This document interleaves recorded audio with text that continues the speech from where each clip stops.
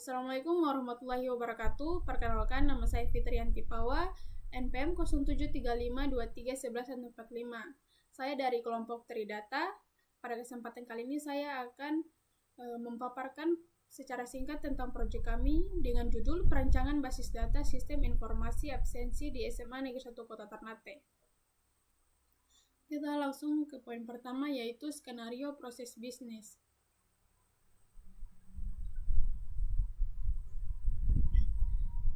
Pada bagian ini, intinya kita menjelaskan gambaran masalah nyata yang terjadi di SMA Negeri 1 Kota Ternate dan kenapa sistem absensi digital itu penting. Jadi, di sekolah ini proses absensinya masih manual, yaitu pakai buku tulis. Cara seperti ini punya banyak kekurangan seperti yang pertama, rawan salah catat. Bisa salah tulis nama, jam masuk, atau status hadir. Yang kedua, susah olah data. Kalau mau buat laporan absensi per bulan harus bongkar-bongkar es buku dulu. Yang ketiga yaitu kurangnya transparan. Orang tua susah tahu apakah anaknya masuk atau tidak karena absensi tidak tersedia di real time. Keempat, kurangnya efisiensi, yaitu guru buang banyak waktu hanya buat catat absensi, padahal bisa dialihkan ke aktivitas lain. Karena itu dibutuhkan sistem informasi absensi berbasis database yang bisa mempermudah pencatatan absensi di secara digital. Kedua, mengurangi kesalahan input. Ketiga, mempercepat pembuatan laporan. Keempat, memberikan akses real time bagi guru, wali kelas, dan orang tua. Jadi kesimpulan pada poin pertama yaitu dengan sistem absensi digital, proses di sekolah jadi lebih modern, efisiensi, dan transparan. Kedua, menentukan entitas, atribut, dan UID. Di tahapan ini kita menentukan apa saja objek data utama yang akan disimpan di database atau entitas, plus atribut-atributnya. Entitas ini dibuat berdasarkan bisnis nomor 1 tadi. Ini terdapat entitas siswa.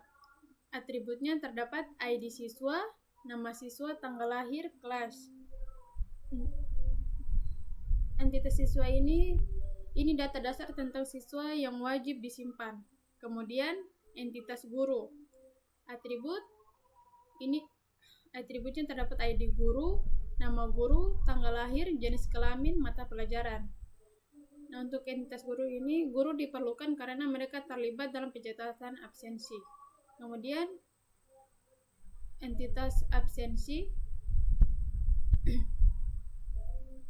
Entitas absensi atributnya yaitu ID absensi, tanggal, status kehadiran, jam masuk, jam keluar. Entitas absensi ini untuk catatan absensi setiap hari untuk setiap siswa.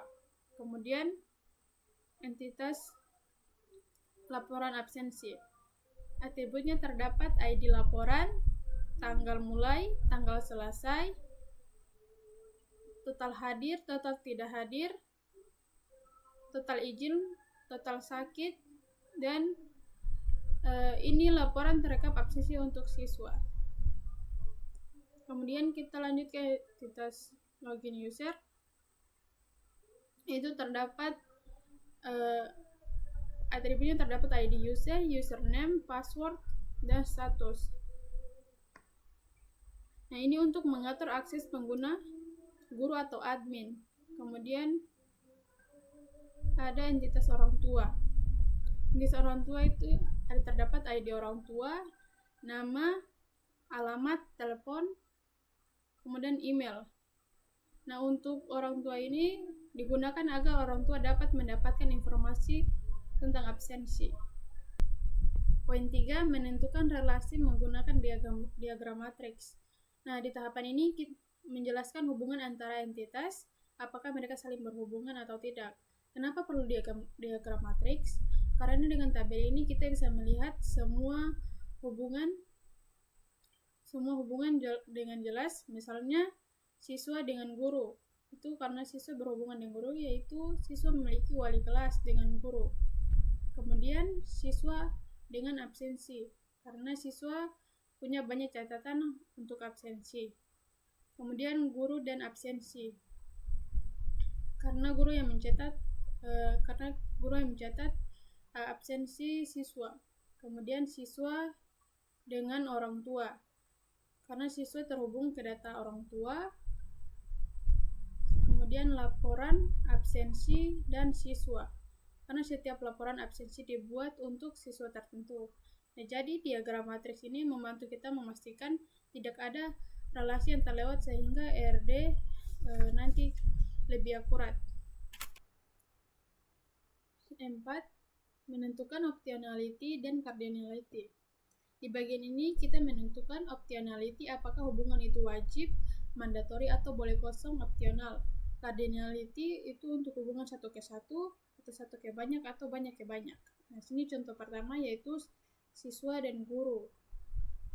Sini siswa dan guru itu optional, dua-duanya mandatory karena siswa harus punya wali kelas, dan setiap guru tuh membawahi siswa. Dan juga sini cardinality atau manituan karena banyak siswa punya satu guru. Kemudian contoh B yaitu siswa dan absensi. Sini juga optionality karena siswa optionality memiliki banyak absen, tapi absensi harus punya satu siswa. Kemudian cardinality one to many. Kemudian laporan absensi, contoh ketiga, laporan absensi. Di sini optionality dua-duanya mandatory karena laporan pasti memiliki seorang siswa. Dan ini juga cardinality atau one to one. Contoh keempat yaitu orang tua dan siswa. Ini juga optional karena ada kemungkinan orang tua tidak lengkap. Atau cardinality itu many to one. Kemudian guru dan absensi.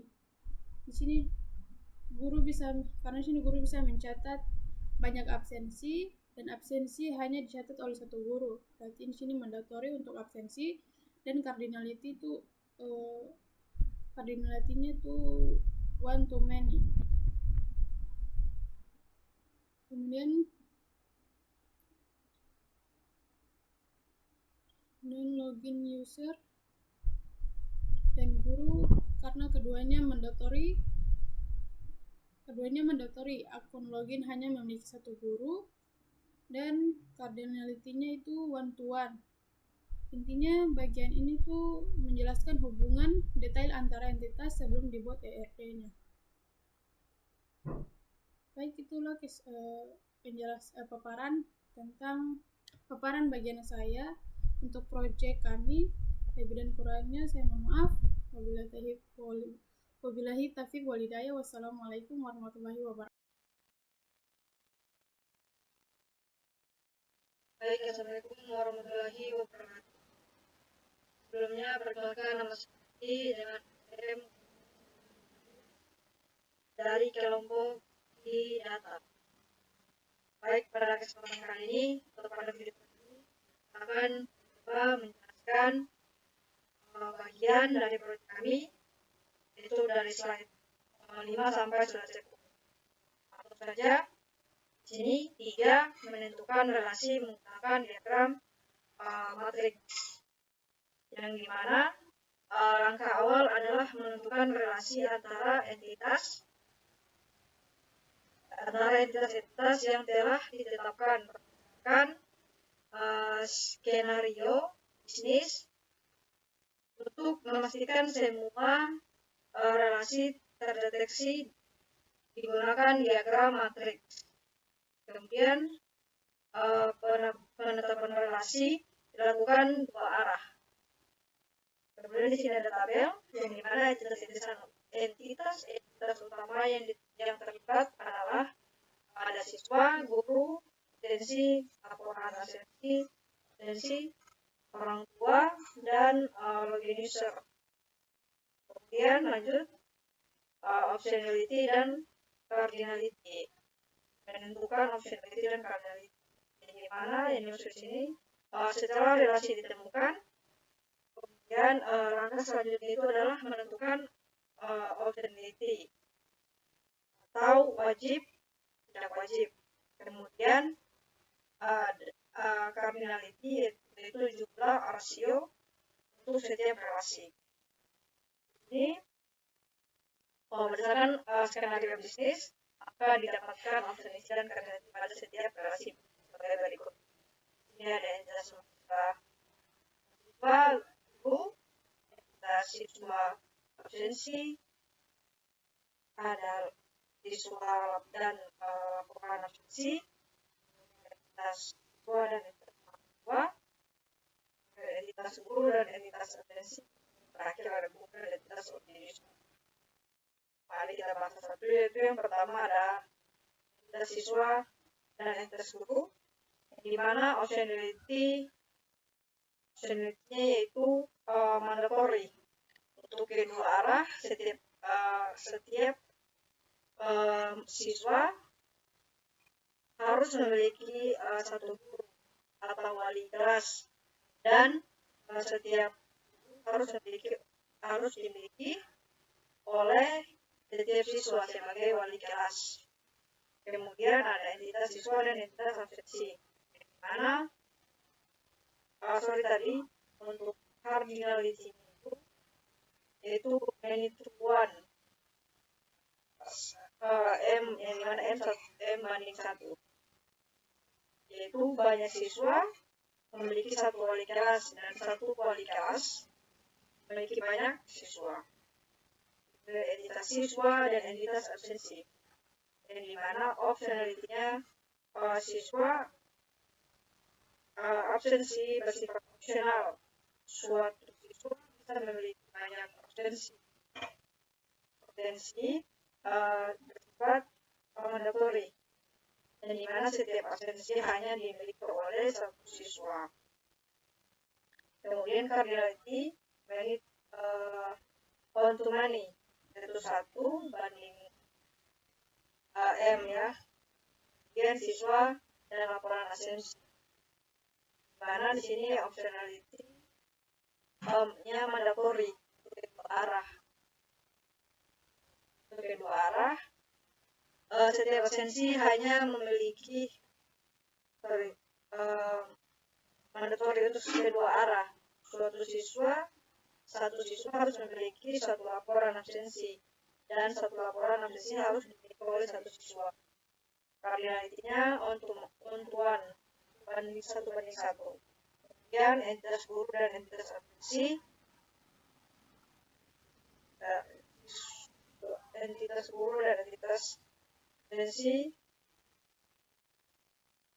yang dimana optionality itu bersifat opsional.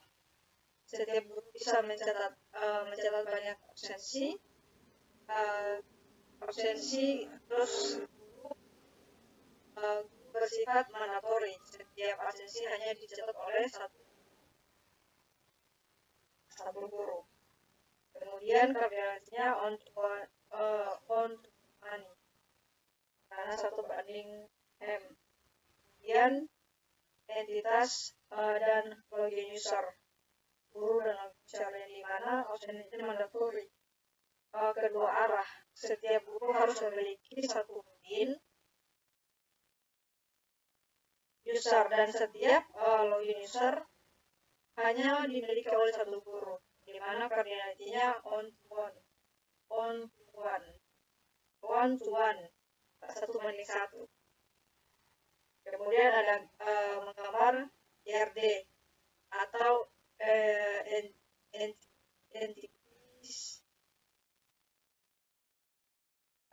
entity relationship diagram, di mana ini di sini itu berdasarkan hasil diagram matriks, jurnal, dan cardinality digambarkan IRD lengkap yang menggambarkan seluruh relasi. Kemudian diagram IRD menunjukkan entitas dalam bentuk kotak. Ini dalam bentuk kotak. Atribut-atributnya termasuk primary key yang ditandai dengan pagar atau hashtag. Kemudian dan relasi antara entitas yang ditunjukkan dengan garis dan notasi crossword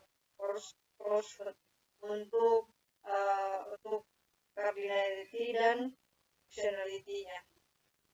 Kemudian ada mencari subtype, yang dimana di sini tidak ditemukan model subtype-nya dalam RD yang dihasilkan.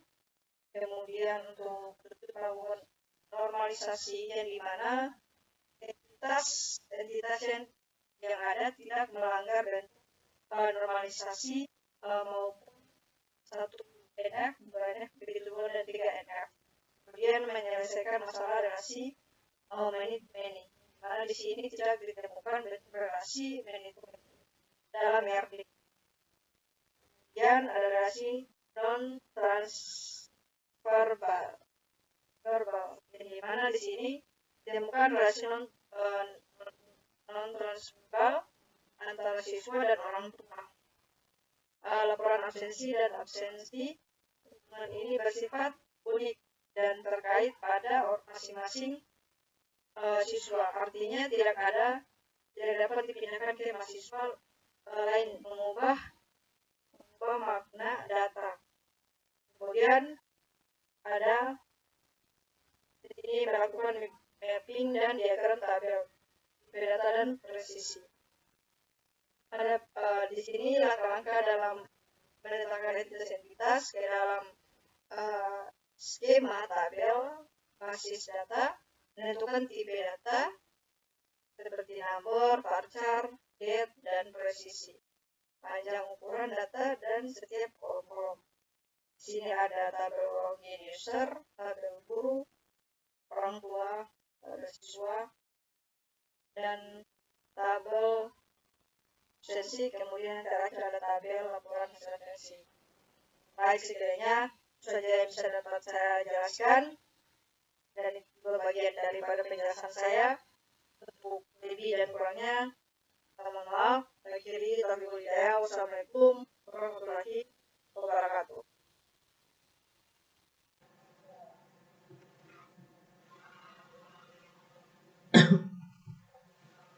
Ya baik, di sini sebelumnya assalamualaikum warahmatullahi wabarakatuh.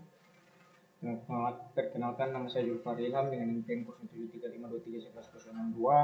Ya, jadi sini saya akan presentasikan hasil dari proyek kami, atau maksudnya dari lanjutan untuk presentasi proyek kami. Jadi saya di sini akan lanjutkan presentasi proyek kami yang teman kelompok saya sudah jelaskan atau sudah presentasi sebelumnya. Baik, di sini saya lanjutkan untuk nomor 11, yaitu perintah SQL. Berikut perintah DDL untuk setiap tabel. Pastikan tabel yang menjadi referensi foreign key dibuat duluan agar tidak terjadi error. Langsung buat di Apex, dan perintah yang sudah fix dimasukkan pada bagian ini. Penamaan kolom tipe data, konstan dan lainnya disesuaikan dengan hasil mapping di nomor 10. Baik, untuk itu saya melihat untuk perintah di hasil mapping di nomor 10 sini. Untuk ya baik, maaf ya. Jadi di sini saya akan memberikan 2 contoh untuk jelaskan perintah SQL di sini, perintah SQL di sini. Baik, saya akan mengambil perintah membuat tabel login user, dan yang kedua yaitu perintah membuat tabel guru. Ya, jadi di sini saya akan melihat hasil mapping di nomor 10, yaitu di sini tabel login user. Ya, jadi di sini untuk tabel login user, di sini untuk ini di sini untuk foreign key-nya di sini ada satu, yaitu untuk di ID user-nya foreign key untuk tabel login user. Ya, jadi ini nama kolomnya ID user, username, login password, dan juga status. Di sini tipe data dari ID user yaitu number, presisinya 5, juga username, tipe datanya varchar, dan juga presisi 50. Di sini kolom ID user sini ada foreign key-nya itu di sini. Login user, login password varchar 2 dengan presisi 50, status varchar dengan tipe data varchar dengan presisi 20. Ya, di sini untuk optionality-nya di sini mandatory semua. memakai mandatori semua. Ya, jadi kita melihat perintah yang ada di membuat tabel login user di sini. Pertama-tama kita buat create tabel untuk membuat sebuah tabel yaitu. Nah, di sini kita sudah lihat di hasil mapping untuk di 10 tadi untuk login user. Di sini kita mengisi kolom-kolom yang sudah ada tadi yaitu ID user, username, login password dan juga status. Ya, jadi di sini jadi sini untuk ID user di sini untuk memakai primary key, constraint primary key. Jadi di sini dengan tipe datanya number dengan lengthnya yaitu 5. Jadi di tabel tadi karena selain ID user yang memakai primary key, constraint primary key, sisanya itu memakai mandatori semua. Makanya di sini dengan memakai not null. Ya. Selanjutnya yaitu untuk memastikan apakah tabel yang buat sudah sesuai dengan hasil mapping, maka dijalankan perintah dash login user. Hasilnya seperti berikut. Baik, di sini untuk kolomnya sudah sama seperti yang ada di hasil mapping dan juga untuk tipe datanya yaitu sudah sama. Nah, di sini karena kita harus ini melihatkan untuk misalnya foreign key dan juga primary key. Di sini terdapat primary key dari ID user dengan tabel login user. Baik, untuk selanjutnya yaitu kita berikut untuk contoh selanjutnya yaitu perintah membuat tabel guru. Kita melihat untuk hasil mapping di tabel guru. Jadi di sini untuk tabel guru di sini untuk di ID untuk kolomnya di sini ID guru, nama guru, tanggal lahir dan jenis kelamin dan juga mata pelajaran. Di sini untuk primary key-nya di sini ada 1 untuk di ID guru dan juga tipe datanya di sini number, juga presisi yaitu 5. Di sini nama guru dan juga tipe data parser dan presisinya ini 100. Juga tanggal lahir dengan tipe datanya date dan juga presisinya di sini not null atau kosong. Di sini yang berikut yaitu jenis kelamin dengan tipe data parser dengan presisi 20. Berikut yaitu mata pelajaran dengan tipe data parser dengan presisi 50. Baik, di sini untuk primary key-nya di sini terdapat di ID guru untuk tabel guru di sini. Baik, selanjutnya baik itu tadi dari mapping untuk tabel guru. Berikut kita jelaskan untuk kita membuat perintahnya di Apex langsung. Di sini yang pertama seperti biasa kita melakukan create tabel guru di sini. Dengan tabel guru di sini kita perhatikan saja apa yang tadi di mapping untuk tabel guru. Untuk tabel guru tadi sini dengan kolomnya yaitu ID guru, kita membuat kolomnya yaitu ID guru, nama guru, tanggal lahir dan juga jenis kelamin dan juga mata pelajaran. Di sini karena hanya 1 atau di primary key di sini, constraint primary key di sini dengan kolom ID guru dengan tabel guru. Di sini ID guru ini merupakan tipe data number dan juga length 5 dan juga constraint primary key di sini. Dan selanjutnya karena di sini karena tadi semuanya itu memakai mandatori. Makanya di sini semua not null. Di sini untuk nama guru, tanggal lahir, jenis kelamin dan mata pelajaran. Untuk tanggal lahir ini memakai tipe data date dan sisanya itu memakai tipe data parser. Baik, di sini untuk kita harus memastikan apakah tabel yang dibuat sudah sesuai dengan hasil mapping, maka dijalankan perintah dash guru atau kita melihat tabel yang tadi kita sudah buat, yaitu di sini untuk kolomnya di sini kita sudah lihat ID guru, nama guru, tanggal lahir, jenis kelamin dan juga mata pelajaran. Dan juga sini ID guru memakai tipe data number dan lebarnya tadi isinya 5 dan juga nama guru dengan tipe data parser dengan lebarnya 100, tipe data date parser dan lebarnya parser. Di sini untuk terdapat ID guru yang terdapat primary key dari tabel guru di sini. Baik, itu saya sudah berikan 2 contoh dari perintah SQL, buat perintah SQL. Selanjutnya kita akan di nomor 12 di sini. Di sini kita akan membuat perintah SQL untuk memasukkan contoh data pada tiap tabel. Nah, di sini kita akan memberikan dua contoh. Contoh yang pertama di sini yaitu tabel login user. Untuk tabel yang tadi kita sudah di sini untuk tabel login user di sini data contoh diinput dengan tanpa menyebut nama kolom untuk setiap data yang akan dimasukkan. Urutan data harus persis sama dengan urutan kolomnya. Jadi di sini kita melihat bahwa ini untuk kolomnya di sini terdapat ada 4 kolom di tabel yang sudah dibuat tadi, maka di sini kita akan membuat atau memasukkan data. Nah, untuk perintahnya di sini kita menggunakan perintah insert into untuk menambahkan data di sini dengan tabel yang kita mau ingin tambahkan datanya, yaitu di sini login user dengan di PLUS di perintah PLUS di sini kita akan mengisi datanya agar datanya terbaca. Yang pertama yaitu kita melihat bahwa di sini kita masukkan ID user, makanya yang pertama yaitu kita masukkan dengan ID usernya 100 dan juga dengan username-nya atau dengan namanya itu sini Pamosto, dan juga untuk login user di sini kita prediksi dan juga di sini admin 1. Begitupun di sini untuk selanjutnya, untuk data selanjutnya di sini 101 makanya nama Decul dan juga Niburinjai dan juga admin. Di sini 100 sama seperti yang di atas. Nah, di sini kita akan melihat bahwa agar dia datanya apakah sudah masuk di atas.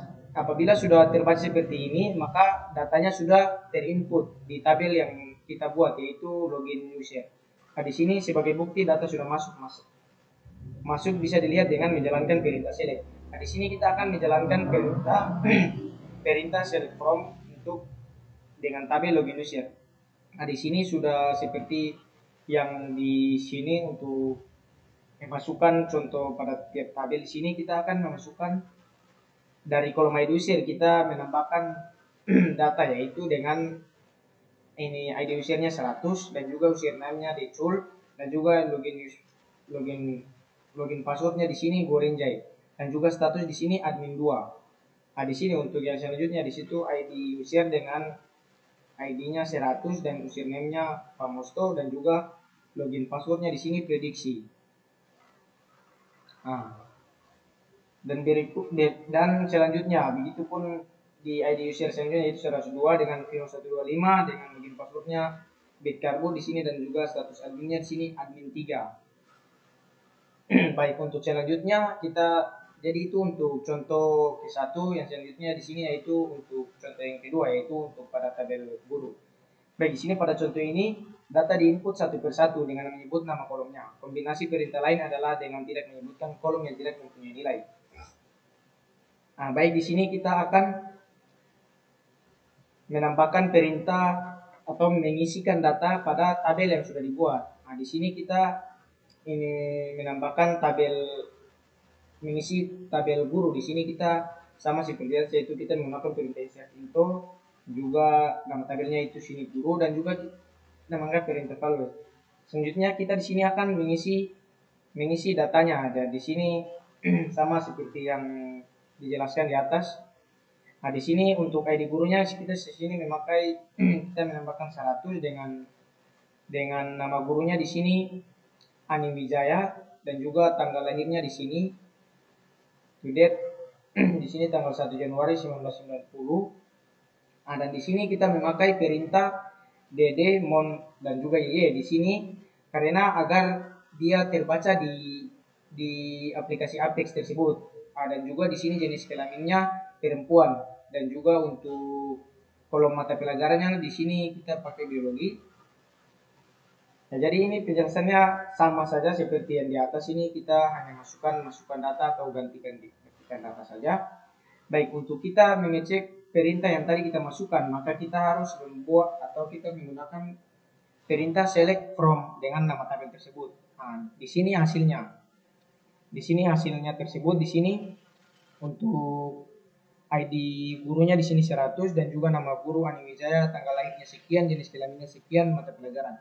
Nah, di sini sudah sama dengan apa yang ada di hasil mapping tersebut. Sudah hampir sama atau sudah sama lah dengan hasil tersebut. Nah, di sini sudah kita menggunakan dua contoh. Kita akan melanjutkan soal yang berikutnya karena kita di sini ini menjelaskan untuk dua contoh saja. Baik, di sini kita akan melanjutkan untuk soal yang berikut, yaitu menjalankan perintah join. Ya, di sini perintah ini hanya dijalankan pada tabel-tabel yang berelasi. Gunakan perintah natural join dan juga join using. Nah, baik, di sini yang pertama kita akan jelaskan dua contoh sama seperti yang di atas, yaitu kita akan jelaskan dua contoh ya. Di sini untuk tabel yang pertama yaitu tabel siswa dan tabel orang tua. Untuk foreign key-nya di sini yaitu untuk ID orang tua. Ya, baik, di sini kita akan menambahkan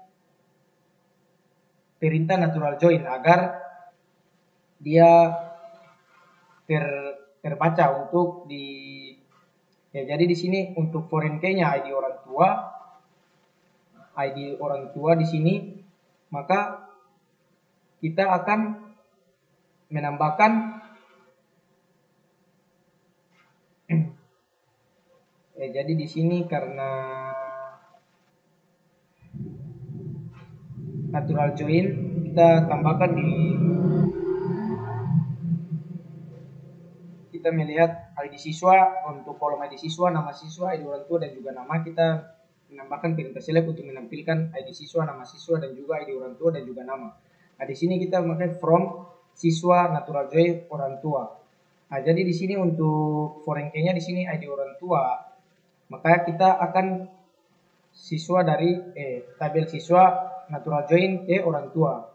Nah, jadi di sini untuk tabelnya ini dia diambil dari tabel siswa tersebut, dan ini untuk kolom ID orang tuanya ditambahkan di tabel siswa.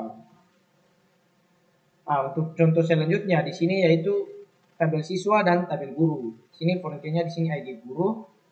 Di sini contoh perintahnya join using. Nah, jadi di